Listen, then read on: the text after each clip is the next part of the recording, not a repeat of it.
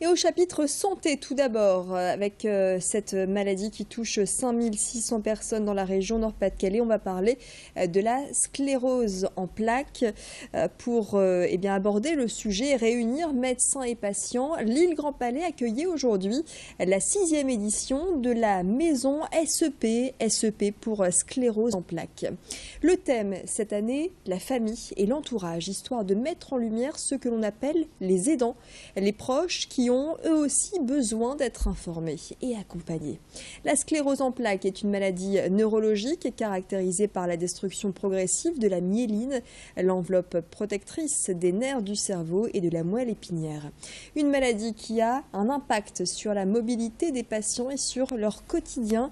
Alors pour chacun, il est important d'être suivi par des médecins neurologues réunis aujourd'hui à l'île Grand Palais. Je vous propose ces explications au micro de Sarah Natier et Rémi Penn. Pour l'instant, on a parlé quand même plus ou moins de ce que représentait la maladie, les évolutions, qui est quand même un point important, puisque ces dernières années, il y a quand même eu beaucoup de progrès de ce côté-là.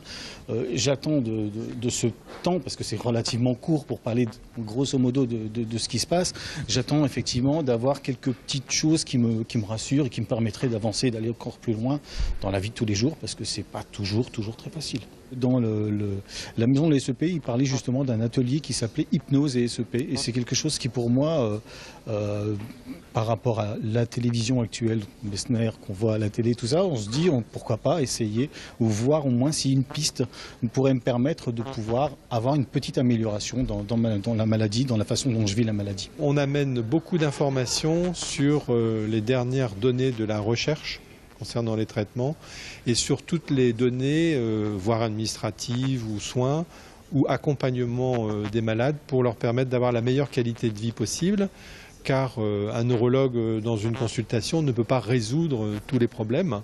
Il faut une approche pluridisciplinaire pour une sclérose en plaques. Il y a le neurologue, il y a le rééducateur, il y a le kiné, il y a l'ergothérapeute, l'orthophoniste, le psychologue.